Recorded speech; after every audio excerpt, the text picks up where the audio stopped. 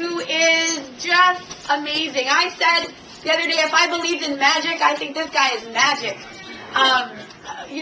Part of the success in business is having good mentorship, good leadership. You can be in the right place at the right time. But if you're in the right place at the right time and you get trained well and you know what you're doing, that's when magic happens. And so one of the most awesome things for me is, since I've been a part of RAIN, is I've had the privilege to be mentored by someone who I really think is the best of the best. I may be a little biased, but true servant leadership is when you are willing to not only give direction, but do what you ask people to do, right? I mean, has everybody ever had a boss who just tells you what to do and they don't do it? They're lazy, but, yeah, hello, right? I have. I think I might have even been that boss once, but anyway, that was another lifetime ago. But anyway, true servant leadership is when you're willing to do what you ask people to do. And I have been so blessed to have the privilege of working with a man who, top ranking distributor in all of RAIN. I've seen him let his hair down, and I've seen him go to work. And so I have the distinct honor to introduce here for you guys to learn, to take notes, and to hear from what I believe is one of the best people I've ever met in my life. So Mr. Jimmy Ezzell, come on up and make your Run, Rocky! All right. Yeah, Rocky.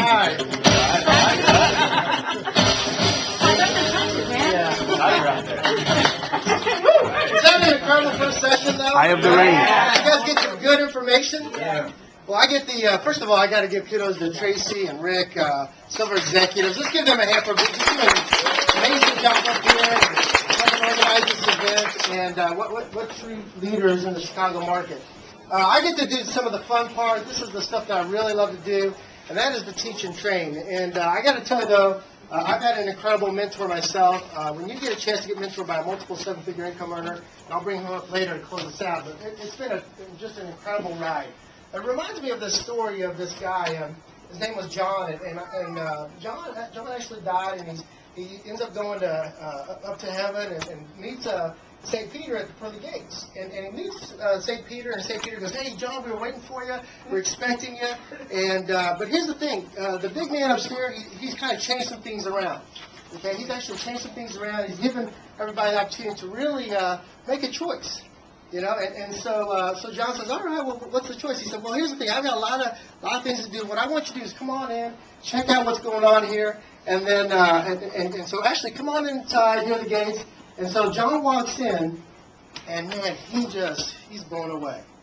I mean, he sees people just real calming, and people are playing harps, and people are feeding each other grapes, and I mean, just it's all beautiful. The streets are all paved with gold, and John's like, "Wow. This is what I thought it would be," and just, I mean, everybody's loving each other, and so everyone's just real peaceful. And John says, "Well, that's all right." And so John goes back to St. Peter, and he says, "Okay, that was neat." And then he goes, "Well, listen, John, let's hop on the elevator. I want to show you the other side." And so he gets in the elevator, and they push H, and they go down, and they come off the elevator, and John's blown away. I mean, there's music playing, there's people dancing, there's people playing volleyball over here, golf over there, and they're rocking and partying, and there's food everywhere, there's women walking around, and John singing. I mean, it's just going, just everything. He's like, whoa. And I mean, just partying going on down there, and John's getting excited. He's like, wow. And so, and St. Peter goes, "Come on, John, we gotta go. And so they hop back in and go up to the top, go back up to the top, and St. Peter goes, "Well, John, here's the deal. You got to make a decision. It's decision time, and I want you to make a decision." He goes, well, St. Peter, if it's okay with you, I think I'm going to go ahead and pick down below. And he goes, "Okay, John, all you got to do is sign this right here, and off you go." And so he signs it, and he goes, "Okay, let's go. We got to get you in the elevator." He puts him in the elevator, and they push H. He gets out there, and as the door opens up, pushes him out. St. Peter pushes him out, and boom, closes.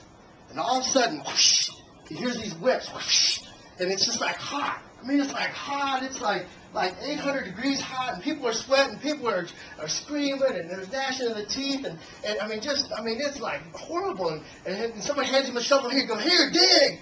and he's digging, and he doesn't know what the heck's going on, and so the guy with the whip leaves, and looks over to this guy, and he goes, man, what's going on?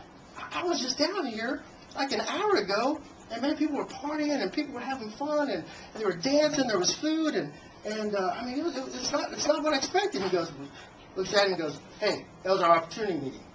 That was our opportunity meeting.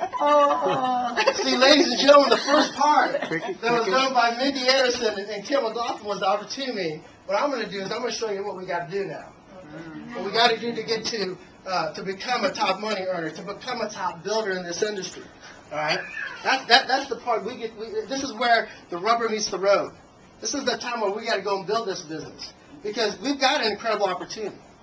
How many of you believe we have an incredible opportunity? Okay? I mean, we're talking about 1,200 people in the entire world. Okay?